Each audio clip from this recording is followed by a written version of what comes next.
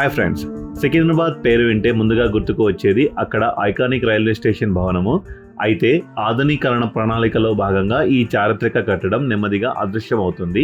దశాబ్దాల చరిత్రను సంతరించుకున్న Secunderabad railway station ప్రధాన అభివృద్ధి కోసం కేంద్ర ప్రభుత్వం నిర్ణయం తీసుకోవడంలో పురాతన భవనాన్ని తొలగిస్తున్నారు. ఈ మార్పుల భాగంగా స్టేషన్ లో గత ప్రధాన భవనాన్ని కూడా నేలమట్టం చేస్తున్నారు. ప్రస్తుతం ఆధునీకరణ పనులు వేగంగా కొనసాగుతున్నాయి. రైళ్ల రాకపోకలు ఎలాంటి అంతరాయం లేకుండా దశల వారీగా అభివృద్ధి చేస్తున్నారు. రాబోయే 40 ఏళ్లలో ప్రయాణికుల అవసరాల దృష్టిలో ఉంచుకొని సుమారు 720 కోట్ల వ్యయంతో విమానాశ్రయ స్థాయిలో మౌలిక సదుపాయాలతో స్టేషన్ ను పునర్నిర్మిస్తున్నారు. ప్రయాణికులకు మెరుగైన సౌకర్యాలు అందించేందుకు ఆధునిక సాంకేతికతను వినియోగిస్తున్నట్లుగా దక్షిణ మధ్య రైల్వే వెల్లడించింది.